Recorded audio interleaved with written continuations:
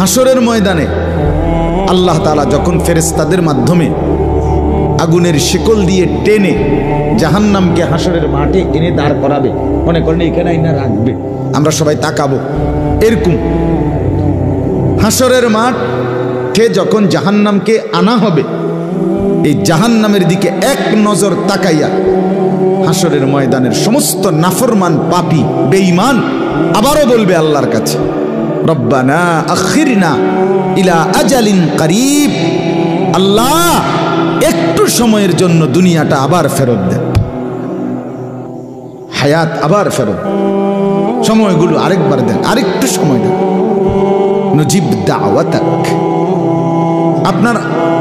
আপনার সব কথা তখন মেনে নেব, ওয়ানাত্তাবিউর রুসুল, আপনার রসুলদের আনুগত্য করব। আল্লাহ বলবেন না, না বান্দা, এখান থেকে কাউকে আর ফেরত দেওয়া